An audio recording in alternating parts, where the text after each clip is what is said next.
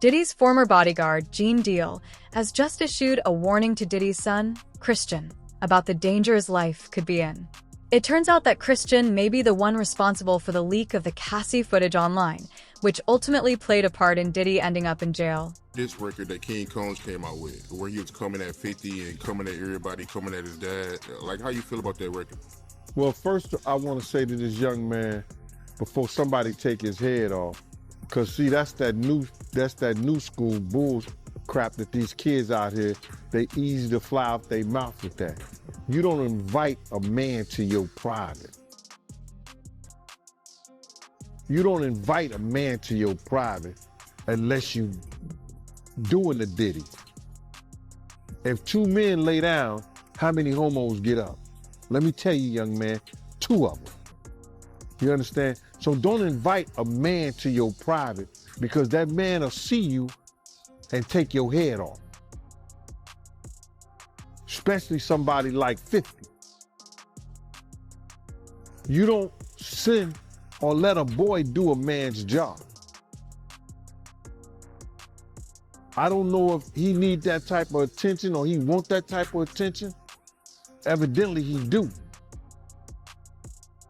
But 50 is the wrong dude that you want to do that type of attention, get that kind of attention from, bro.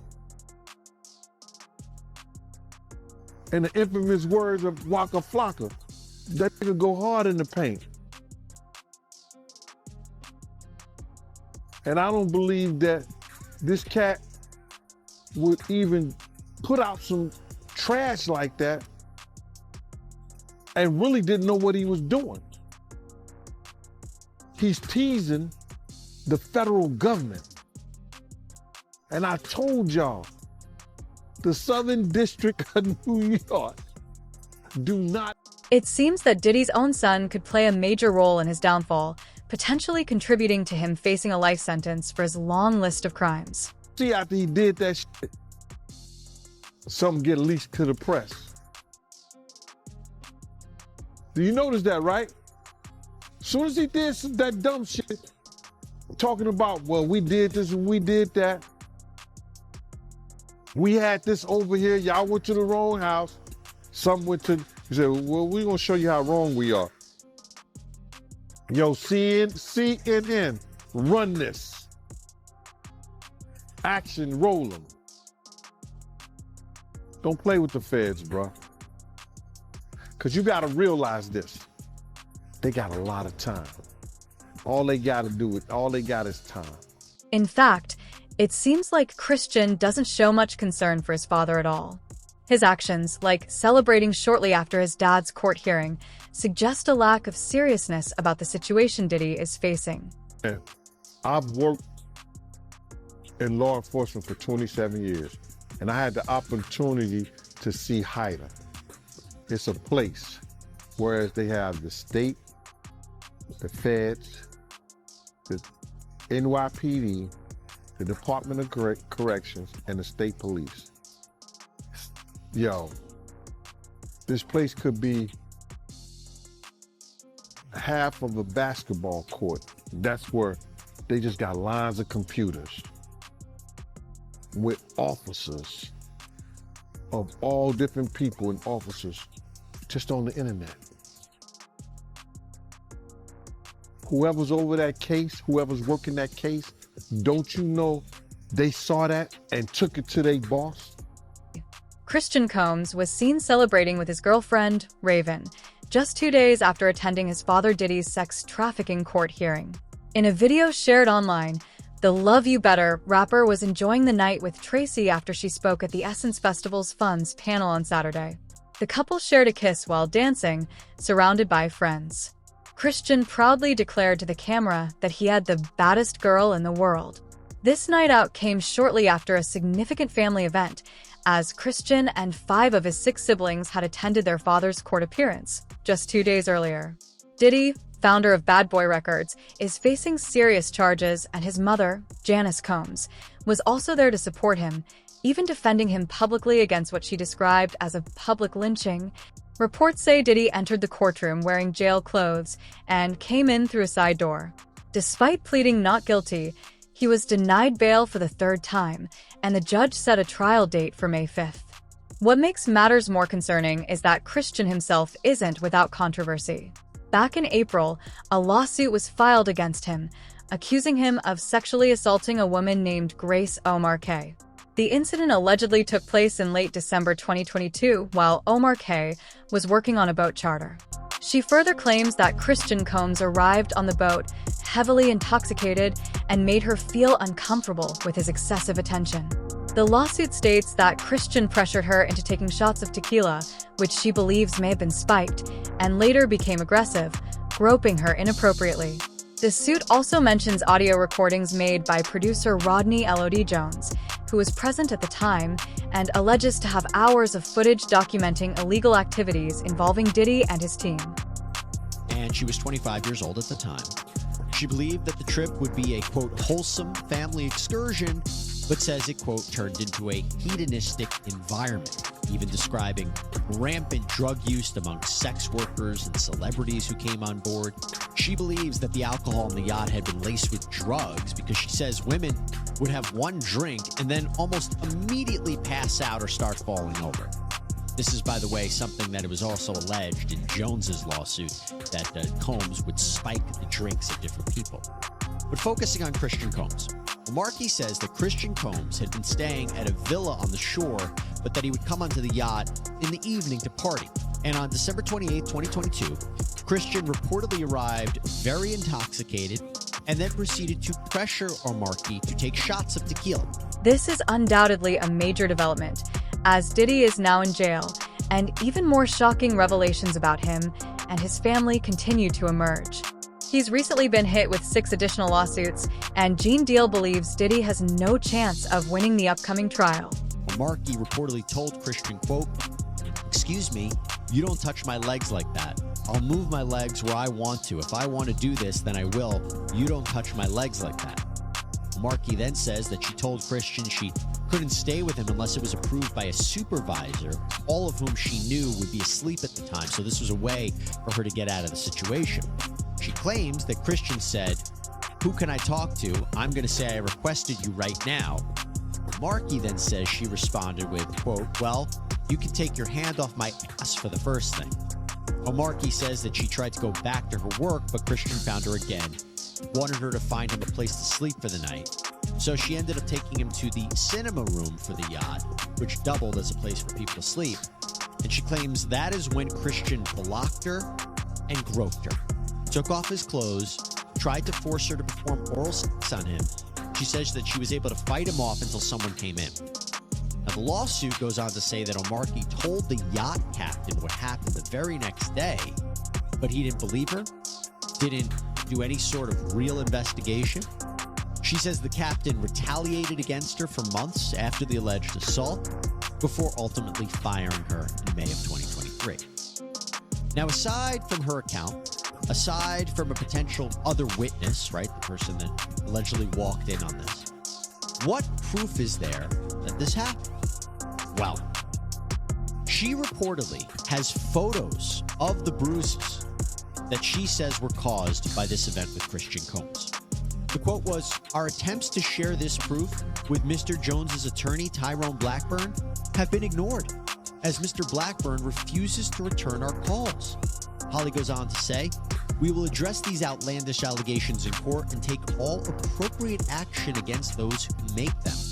Then, the attorneys for Universal Music Group, one of the defendants who are also being sued by Rodney Jones for their alleged participation and facilitation of the abuse and trafficking claimed by Jones, they argued that the claims were so, quote, offensively false that one of these attorneys, Donald Zakarin, wrote, "A license to practice law is a privilege. Mr. Blackburn, plaintiff's lawyer, has misused that license to self-promote, gratuitously, falsely, and recklessly accusing the UMG defendants of criminal behavior." So a lot of back and forth that we're seeing right here. And again, to be clear, everything that Diddy and his sons are facing are accusations. They haven't even been criminally charged. These are civil lawsuits. There has been no finding by a judge or a jury that they are liable at this point. Having said all of that, this is a very significant development He believes the prosecution's case is so solid that Diddy might as well start making peace with God now. You heard about how he might be getting some more indictments? I think that they trying to beef up their case, bro. They're gonna continue to beef up their case once they continue to dig and get stuff. Once they continue to dig and get more stuff from the business part of it, they're gonna use those charges. Because if he did anything that was illegal regarding tax evasions, money laundering, they're gonna use that. If he had used his company and his power for the racketeering and things like that, so they can get the RICO Act on there, they're gonna use that. Any new news that can make their case powerful and they can present it to the court, they're gonna use it. As long as they give it to the defense team in the discovery, they're gonna use everything.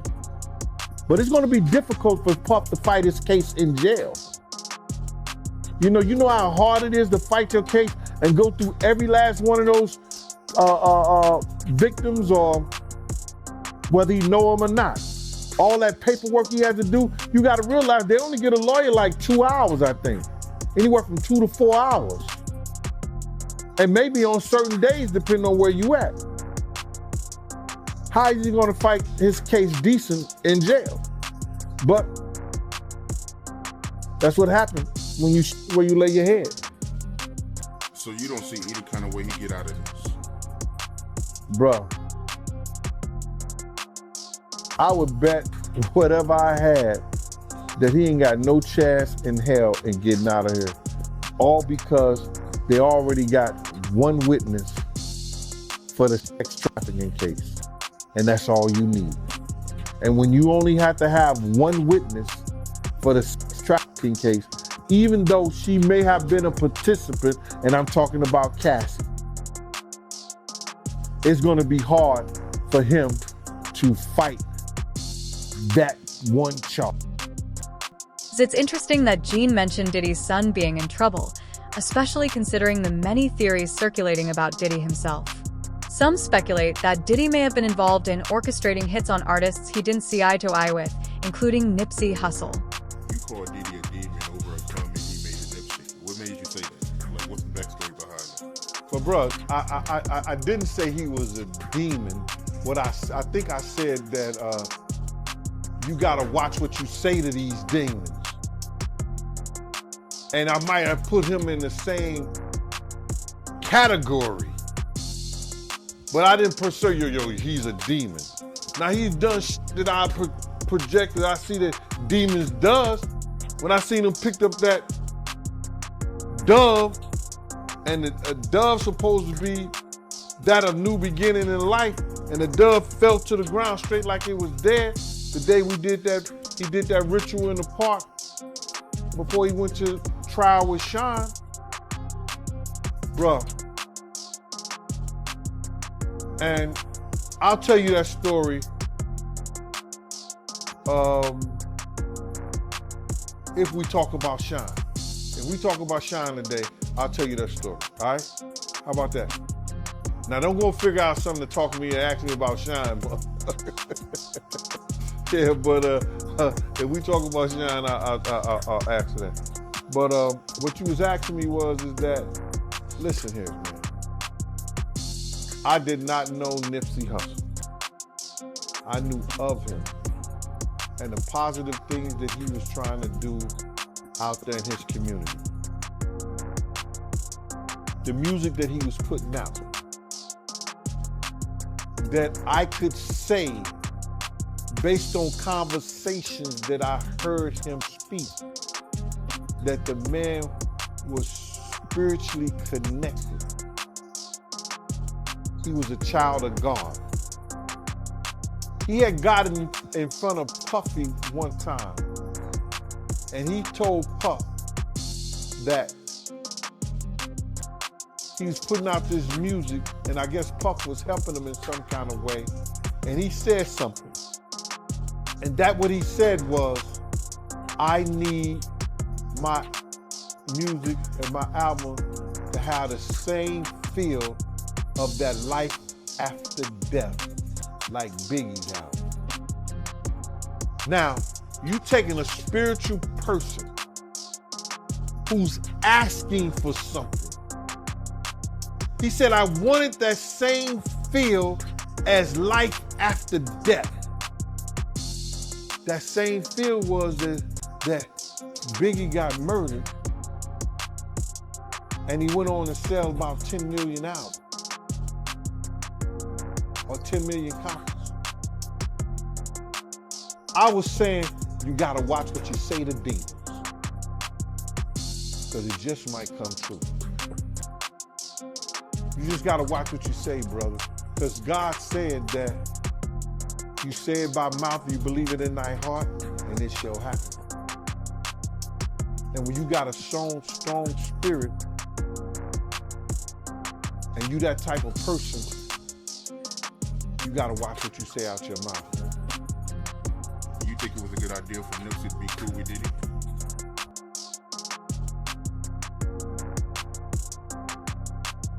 I really can't speak on what and the reason why that man would, when he was already doing a great job himself with the team that he had. But somebody convinced him that that would be a good look for him. But, no disrespect, he got what he asked for.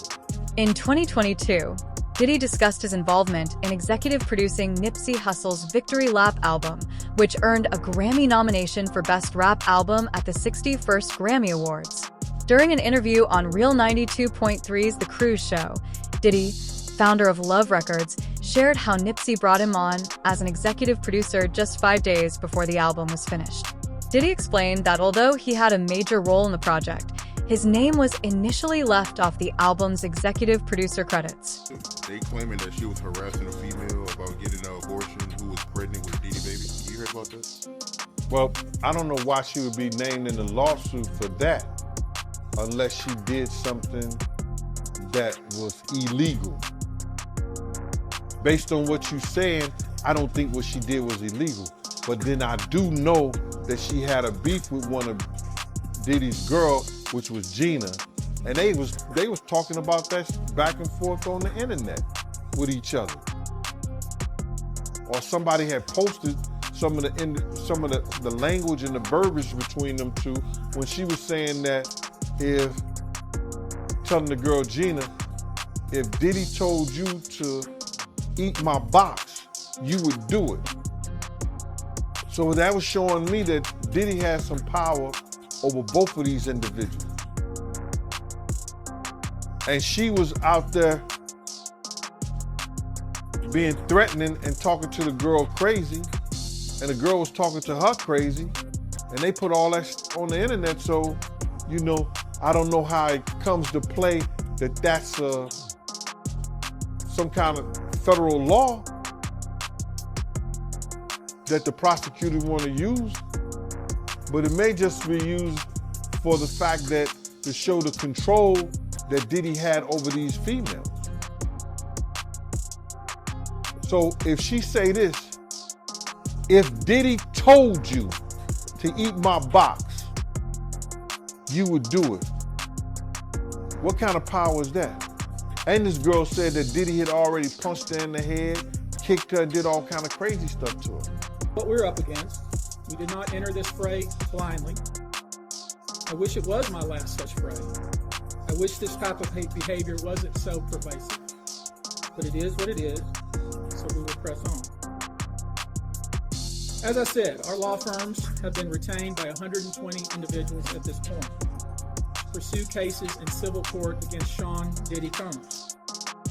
You should know, in this group, it is evenly divided between males and females. There are 60 males and 60 females who have joined us to pursue these claims as plaintiffs. In this group, 62% identify as African American, 30% are white, and the remainder are Hispanic or Asian. The victims are from more than 25 states. The majority are from California, New York, Georgia, and Florida. I want to focus on the ages of these victims. When you talk about the ages of the victims when the conduct occurred, it's shocking. Our youngest victim at the time of the occurrence was 9 years old. We have an individual who was 14 years old. We have one who was 15. 25 of the 120 individuals who were plaintiffs in these cases were minors at the time of the acts complained of. The time frame of the acts complained of is very wide. The conduct at issue spans from the years 1991 all the way till this year, 2024. If you wonder why there are so many alleged victims, that's your answer. We're talking about more than 25 years. The revelation surfaced just a day before Diddy was announced as a headliner for the 2022 iHeartRadio Music Festival. However, Diddy isn't the only name speculated to be linked to these startling allegations. Folks distancing themselves from him. Oh, people do not want to touch this. At first, they were on the fence. They sort of supported him behind the scenes, and then that videotape came out. CNN broke that tape of him assaulting Cassie. After that, game over. That was the turning point here. It is hard to overestimate how connected Diddy was. This is a guy who was friends with Anna Wintour, the editor-in-chief of Vogue. He was friends with the Lauders, with Estee Lauder's company, where he had a fragrance. He was friends with the people that ran Bloomingdale's and Macy's and sold his Sean John collection. He was the most successful rapper, not because of his music output, but because he became this brand. He taught celebrities you can make more money selling fragrance than selling music, and so he was a pioneer in that way. All these people now who he would count as friends have all disappeared. Right, and he is the only target for prosecutors right now in this case. However, many are saying there are others who knew. So the question becomes, are there more defendants coming? What are you hearing? Yeah, definitely. I think the prosecutor has said nothing is off the table here.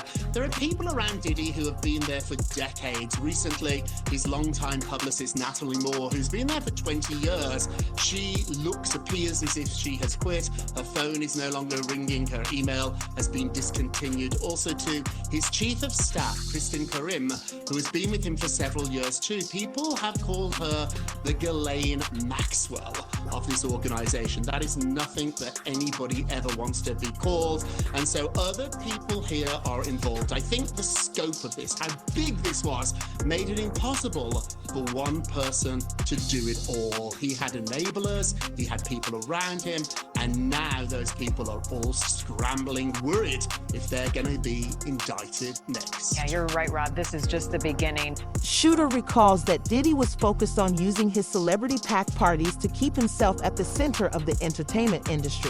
So how do you think this all will play out for Diddy? Let us know in the comments below. Thanks for watching, and see you in the next video. Hey, the man who once dominated the entertainment world now sits in a Brooklyn jail cell, just a short distance from the Hamptons, where he famously hosted legendary parties. Diddy's dramatic fall from grace is tied to a sweeping federal criminal case accusing him of sex trafficking and racketeering. On top of these charges, he faces more than a dozen civil lawsuits alleging assault, rape, and sexual extortion. One attorney has stated they represent over 100 individuals who claim to be victims. It was 2025. That's when Diddy trial started. How you feel about it, man? I think if their lawyer got that off, they did a great job. Because you got to realize some of these cases, even you get regular drug cases, they be taking a year or 2 years to go through all the paperwork, everything they want to do, how the guy weighed out, getting the witnesses and everything together. I think the lawyer thinking that they're not going to be able to give them discovery and enough discovery in that short of time. Because the prosecutors are not going to present anything to the court that they think they can't prove. You understand what I'm saying? So the prosecutors is going to try to, go through everything. And that's a short time, brother. That's less than what, May? That's less than 7-8 months. You talking about 18 businesses. You talking about they got I think they say 170 witnesses. You understand? They got 1,000 bottles of oil they gotta test. Allegedly baby oil that they gotta test. And I said allegedly baby oil because that's what the prosecutor said. Alleged baby oil. He didn't say baby oil, he said alleged baby oil. So that means that it may be something, or some of those bottles wasn't baby oil. You talking about victims in their statements and presenting them to the courts. So they got a lot of things. So that was a smart move by the defense, trying to get the trial, a speedy trial, so the prosecutor only have so much evidence that they could present. It could help them, and it can hurt them too. How you feel about Diddy lawyers coming out blaming the government for leaking, the tape of cash? Well, the lawyers are doing what they supposed to do. They supposed to trying to try this case in the public's eye. You understand? So Diddy could probably get off by them saying that the prosecutors released the tape. The grand jury have every right to see any kind of evidence out there that the prosecutor want to give them. Now, them leaking it and everything like that, that's not gonna decide whether the judge is gonna allow them to dismiss the case because they leaked this this trial, because they're gonna try to state he can't get a fair trial because the prosecutors are trying to win their case in the public's eye. That's not gonna be, it's gonna be up to the judge to decide whether that was significant enough to not have this trial. His lawyers are trying to do anything, and they're gonna try to do anything to win this case without it first going in front of a jury, without it first going in front of the judge like that. So what they're doing is they're gonna try to play all different kind of cards to make us think, you understand, the dude is innocent and he's been done wrong and unfair. That's what the lawyer's supposed to do. But it ain't gonna work, bro. It's not gonna work. Just like, hold up, but just like first bail denied, second bail denied, the third bail denied. They don't trust the lawyers, and they damn well don't trust Diddy being out in public or in the streets or at home at any time.